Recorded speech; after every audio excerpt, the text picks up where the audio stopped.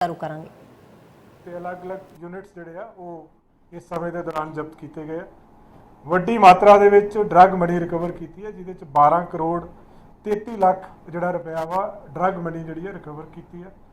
ਜਿਹੜੇ vehicle involve ਸੀਗੇ 3261 vehicle ਕਨਫਿਸਕੇਟ ਕੀਤੇ ਗਏ ਆ ਔਰ ਇਸ ਸਮੇਂ ਦੇ ਦੌਰਾਨ 954 ਜਿਹੜੇ ਪ੍ਰੋਕਲੇਮਡ ਅਫੈਂਡਰ ਨੇ NDPS ਐਕਟ ਦੇ ਉਹ ਅਰੈਸਟ ਕੀਤੇ ਗਏ ਆ, ਕਿਉਂਕਿ ਇੱਕ ਸਪੈਸ਼ਲ ਕੈਂਪੇਨ ਪ੍ਰੋਕਲੇਮਡ ਅਫੈਂਡਰਸ ਦੇ ਖਿਲਾਫ ਵੀ ਚਲਾਇਆ ਗਿਆ ਸੀ ਇਸ ਸਮੇਂ ਦੇ ਦੌਰਾਨ।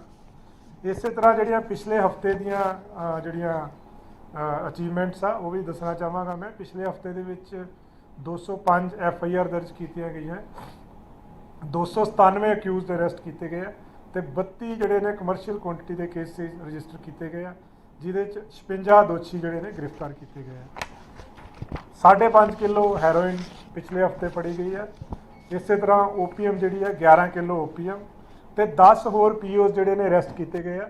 ਸੋ ਕੁੱਲ 964 PO ਜਿਹੜੇ ਨੇ ਇਸ ਪੂਰੀ ਕੈਂਪੇਨ ਦੇ ਟਾਈਮ ਦੇ ਉੱਤੇ ਜਿਹੜੇ ਨੇ ਉਹ ਗ੍ਰਿਫਤਾਰ ਕੀਤੇ ਗਏ ਆ। ਇਸੇ ਤਰ੍ਹਾਂ ਪੰਜਾਬ ਪੁਲਿਸ ਦੇ ਜਿਹੜੇ ਬਾਕੀ ਸਪੈਸ਼ਲਾਈਜ਼ਡ ਵਿੰਗਸ ਨੇ ਉਹਨਾਂ ਨੇ ਵੀ ਇਸ ਸਮੇਂ ਦੇ ਦੌਰਾਨ ਕਾਫੀ ਉਪਲਬਧੀਆਂ ਜਿਹੜੀਆਂ ਪ੍ਰਾਪਤ ਕੀਤੀਆਂ, ਜਿਹਦੇ 'ਚ ਜਿਹੜੀ AGTF ਜਿਹਦਾ ਸਪੈਸ਼ਲੀ ਗਠਨ ਕੀਤਾ ਗਿਆ ਸੀਗਾ ਐਂਟੀ ਗੈਂਗਸਟਰ ਟਾਸਕ ਫੋਰਸ ਦਾ, ਉਹਨਾਂ ਨੇ ਟੋਟਲ ਜਿਹੜੇ ਨੇ ਗੈਂਗਸਟਰ ਜਿਹੜੇ ਇਸ ਸਮੇਂ ਦੇ ਦੌਰਾਨ ਅਰੈਸਟ ਕੀਤੇ ਆ ਜਾਂ ਥਰੂ ਡਿਸਟ੍ਰਿਕਟ ਪੁਲਿਸ ਅਰੈਸਟ ਕੀਤੇ ਆ, ਉਹ 688 ਗੈਂਗਸਟਰ ਅਰੈਸਟ ਕੀਤੇ ਆ ਔਰ 5 ਜਿਹੜੇ ਨੇ ਹਾਰਡਕੋਰ ਕ੍ਰਿਮੀਨਲਸ ਜਿਹੜੇ ਨਿਊਟਰਲਾਈਜ਼ ਕੀਤੇ ਗਏ ਆ। ਇਸੇ ਤਰ੍ਹਾਂ ਜਿਹੜੇ ਮੋਡਿਊਲਸ ਬਸਟ ਕੀਤੇ 208 ਗੈਂਗਸਟਰਸ ਦੇ ਮੋਡਿਊਲਸ ਬਸਟ ਕੀਤੇ ਗਏ ਆ ਔਰ 667 ਵੈਪਨਸ ਅਲੱਗ-ਅਲੱਗ ਤਰ੍ਹਾਂ ਦੇ ਰਿਕਵਰ ਕੀਤੇ ਆ। 157 ਜਿਹੜੇ ਨੇ ਵਹੀਕਲ ਜਿਹੜੇ ਕਿ ਇਲੀਗਲ ਐਕਟੀਵਿਟੀਜ਼ ਦੇ ਵਿੱਚ ਇਨਵੋਲਵਡ ਸੀਗੇ ਵਹੀਕਲਸ ਰਿਕਵਰ ਕੀਤੇ ਆ। ਇਸੇ ਤਰ੍ਹਾਂ AGTF ਨੇ ਵੀ ਆਪਣੇ ਕੰਟਰੀਬਿਊਸ਼ਨ ਦੇ ਨਾਲ 44 ਕਿਲੋ ਜਿਹੜੀ ਆ ਹੈਰੋਇਨ ਰਿਕਵਰ ਕੀਤੀ ਆ।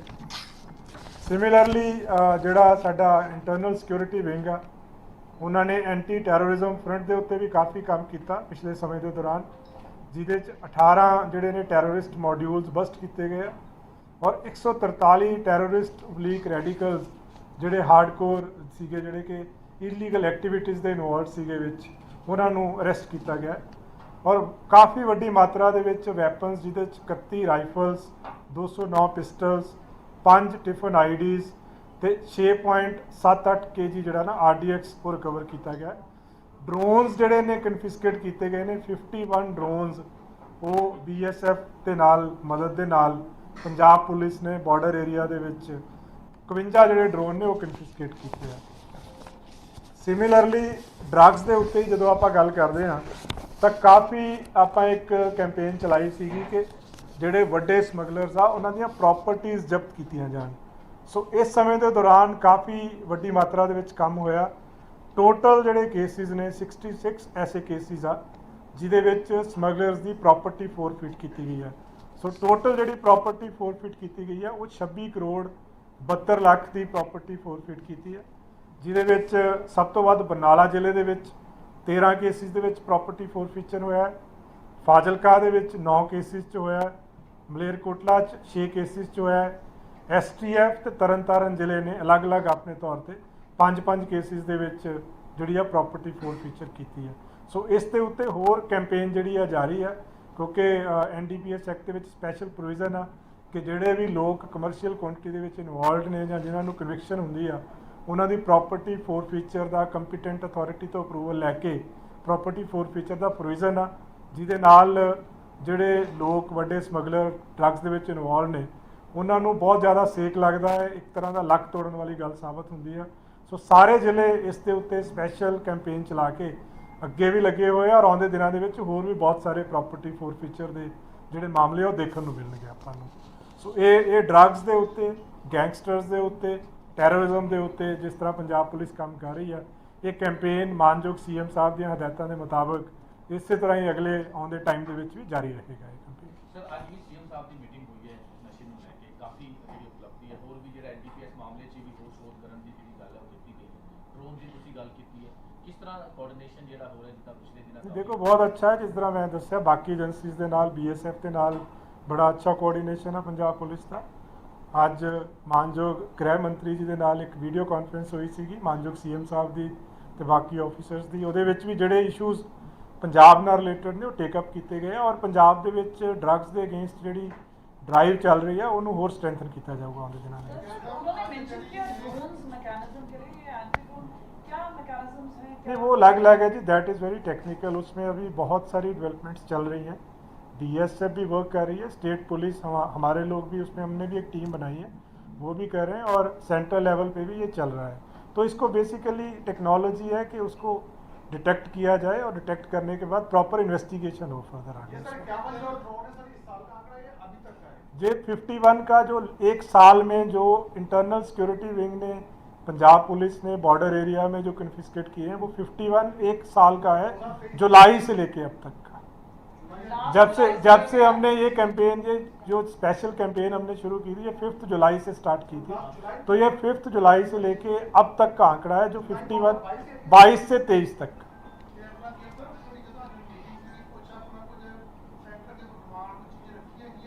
नहीं डिटेल्स मेरे को नहीं हैगियां जी सारियां, बट मेन इशूज़ ਜਿਹੜੇ ਪੰਜਾਬ ਨਾਲ ਰਿਲੇਟਡ ਆ ਉਹ ਮੈਂ ਤੁਹਾਨੂੰ ਦੱਸ ਦਿੱਤੇ ਆ ਜਿਹੜੇ। ਇੱਕ ਤਾਂ NCB ਦਾ ਸੈਂਟਰ ਬਣਨਾ ਅੰਮ੍ਰਿਤਸਰ ਦੇ ਵਿੱਚ, ਉਹਦੇ ਲਈ ਲੈਂਡ ਆਲਰੇਡੀ ਜਿਹੜੀ ਆ ਪ੍ਰੋਵਾਈਡ ਕਰ ਦਿੱਤੀ ਗਈ ਹੈ, ਤੇ ਬਾਕੀ ਪ੍ਰੋਸੈਸ ਜਿਹੜਾ ਵਾ ਪਾਈਪਲਾਈਨ 'ਚ ਉਹ ਚੱਲ ਰਿਹਾ ਵਾ ਸਾਰਾ ਪ੍ਰੋਸੈਸ।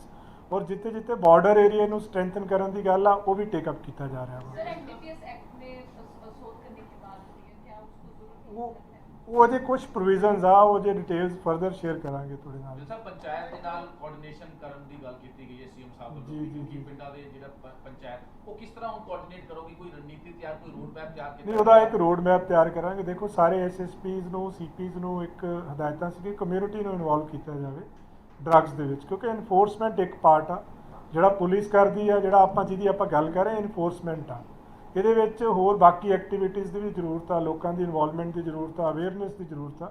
ਸੋ ਪੰਚਾਇਤਾਂ ਨੂੰ ਐਕਟਿਵਲੀ ਇਨਵੋਲਵ ਕੀਤਾ ਜਾਏਗਾ ਇਸ ਚੀਜ਼ ਵਿੱਚ। ਸਰ ਤੁਸੀਂ 1 ਸਾਲ ਹੋ ਗਿਆ ਹੈ ਤੁਸੀਂ ਚਲਾਇਆ ਹੋਇਆ ਹੈ, ਕਮਿਊਨਿਟੀ ਨੂੰ ਇਨਵੋਲਵ ਕਰਨ ਦੀ ਗੱਲ ਕਰ ਰਹੇ ਹੋ। ਰੀਸੈਂਟਲੀ ਕੇਸ ਮਾਨਸਾ ਤੋਂ ਸਰਫੇਸ ਹੋਇਆ ਹੈ, ਕ੍ਰੂਸੇਡਰ ਡਰੱਗ ਕ੍ਰੂਸੇਡਰ ਹੈ ਉਹ ਗੁਰਵਿੰਦਰ ਸਿੰਘ ਝੋਟਾ, ਉਸਨੇ ਡਰੱਗ ਜਿਹੜੇ ਸੇਲ ਕਰਨ ਦੇ ਐਕਚੁਅਲੀ ਸੀਗੇ ਬੰਦੇ, ਉਹਨਾਂ ਨੂੰ ਪਕੜਿਆ ਹੈ। ਉਸ ਤੋਂ ਬਾਅਦ ਚ ਪੁਲਿਸ ਉਹਨੂੰ ਚੱਕ ਕੇ ਲੈ ਗਈ ਔਰ ਜੁਡੀਸ਼ੀਅਲੀ ਕਸਟਡੀ ਚ ਉਹਨੂੰ ਭੇਜ ਦਿੱਤਾ ਗਿਆ ਜੇਲ੍ਹ।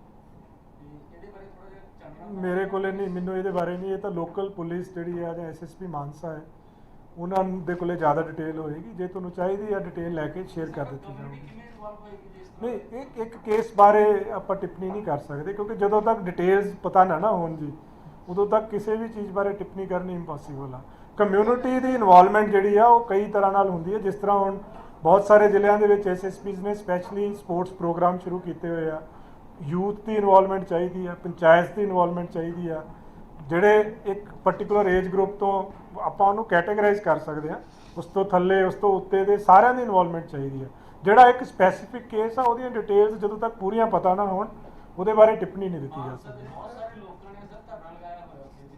ਮੈਂ ਉਹੀ ਤਦੇ ਕਹਿ ਰਿਹਾ ਜੀ, ਉਹ ਲੋਕਲ ਜਿਹੜੇ ਆ ਨਾ ਉਹੀ ਦੱਸ ਸਕਦੇ ਆ ਕੀ ਸਰਕਮਸਟੈਂਸਿਸ ਸੀਗੇ, ਕੀ ਇਸ਼ੂ ਸੀਗੇ, ਜਾਂ ਕੀ ਉੱਥੇ ਇਹੋ ਜਿਹਾ ਇਸ਼ੂ ਆਇਆ ਹੈ ਜਿਹਦੇ ਕਰਕੇ ਐਕਸ਼ਨ ਲੈਣਾ ਪਿਆ, ਉਹ ਲੋਕਲ ਹੀ ਦੱਸ ਸਕਦੇ। ਮਾਨਸਾ ਤੋਂ ਕੋਈ ਡਿਟੇਲ ਹਾਂ ਮੈਂ ਲੈ ਸਕਦਾ ਜੀ, ਲੈ ਲਵਾਂਗਾ ਡਿਟੇਲ। ਲੱਗਦਾ ਨਹੀਂ ਕਿ ਜਿਸ ਤਰੀਕੇ ਨਾਲ ਝੋਟੇ ਨੂੰ ਫਸਾਇਆ ਗਿਆ, ਇਹ ਗੱਲ ਨਿਕਲ ਕੇ ਬਾਹਰ ਆਈ ਕਿ ਜਿਸ ਬੰਦੇ ਨੂੰ ਉਹਨਾਂ ਨੇ ਦੱਸਿਆ ਪੁਲਿਸ ਨੂੰ ਕਿ ਇਹ ਬੰਦਾ ਡਰੱਗਸ ਵੇਚਦਾ ਜਾਂ ਕੁਝ ਵੀ, ਪੁਲਿਸ ਨੇ ਇਹ ਕਿਹਾ ਕਿ ਉਹ ਬੰਦਾ ਸੁਸਾਈਡ ਕਰ ਸਕਦਾ ਜਾਂ ਇਸ ਦਾ ਨਾਮ ਲੈ ਰਿਹਾ, ਇਸ ਕਰਕੇ ਸਾਨੂੰ ਚੱਕਣਾ ਹੈ।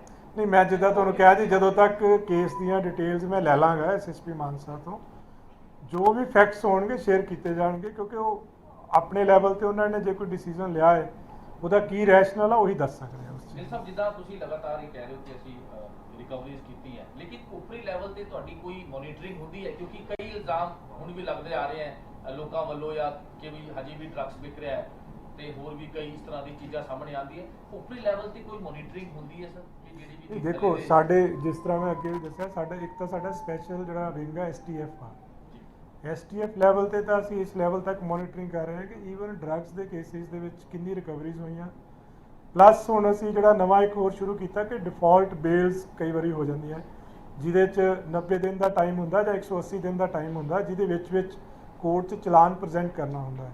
ਸੋ ਉਹਦਾ ਵੀ ਅਸੀਂ ਸਪੈਸ਼ਲ ਹੁਣ ਐਨਾਲਿਸਿਸ ਕਰ ਰਹੇ ਹਾਂ ਕਿ ਪਿਛਲੇ ਟਾਈਮ ਦੇ ਵਿੱਚ ਕਿੰਨੀਆਂ ਡਿਫਾਲਟ ਬੇਲਸ ਹੋਈਆਂ, ਜਿਹੜੇ ਕੰਸਰਨਡ ਆਫੀਸਰਸ ਆ ਉਹਨਾਂ ਦੇ ਖਿਲਾਫ ਕੀ ਐਕਸ਼ਨ ਲਿਆ ਗਿਆ, ਜਿੱਥੇ ਐਕਸ਼ਨ ਨਹੀਂ ਲਿਆ ਗਿਆ ਹੁਣ ਤੱਕ ਉੱਥੇ ਅਸੀਂ ਇੰਸ਼ੋਰ ਕਰਾਂਗੇ। DGP ਸਾਹਿਬ ਵੱਲੋਂ ਹਦਾਇਤਾਂ ਹੈ, ਬਕਾਇਦਾ ਉਹਨਾਂ ਵੱਲੋਂ ਸਾਰਿਆਂ ਨੂੰ ਇੱਕ ਸਖਤ ਹਦਾਇਤਾਂ ਜਾਣਗੀਆਂ, ਐਂਡ ਉਹ ਐ ਨਹੀਂ ਕਿ ਕੋਈ ਅਸੀਂ ਕੋਈ ਜਨਰਲ ਗੱਲ ਕਰ ਰਹੇ, ਕੇਸ ਬਾਏ ਕੇਸ ਬੇਸਿਸ ਅਸੀਂ ਐਨਾਲਿਸਿਸ ਕਰ ਰਹੇ ਹਾਂ ਕਿ ਕਿਹੜੇ ਕੇਸ 'ਚ ਬੇਲ ਹੋਈ, ਕਿਉਂ ਬੇਲ ਹੋਈ, ਉਸ ਏਰੀਆ ਦਾ SHO ਕੌਣ ਸੀਗਾ, DSP ਕੌਣ ਸੀਗਾ, ਉਸ ਏਰੀਆ ਦੇ SSP CP ਕੌਣ ਸੀਗੇ, ਔਰ ਜਿਸ ਲੈਵਲ ਤੇ ਜਿਹਦੀ ਨਿਗਰਾਨੀ ਆ उस अनुसार उन्होंने खिलाफ कार्रवाई जी है वो आरंभी जाएगी। इस केस में बठिंडा जेल में बंद है सर, क्या ऐसा है कि दिल्ली पुलिस ने 2 बार प्रोटेक्शन वारंट को ले जाने के लिए आपसे संपर्क किया लेकिन पंजाब पुलिस ने मना कर दिया कि हमारे पास सिक्योरिटी नहीं है?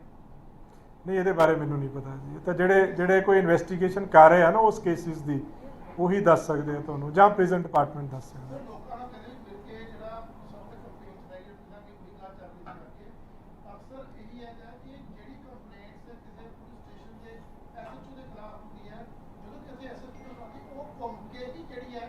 कंसर्न थाने चल जाती है, ये द मैकेनिज्म जेड़ा नहीं किहड़े सेंसिटिव है, ड्रग्स पुलिस की कंप्लेंट्स अक्सर हुई है कि पुराना माहौल है, उसकी कोई लग विमुक्ति है कोई आगे नहीं ये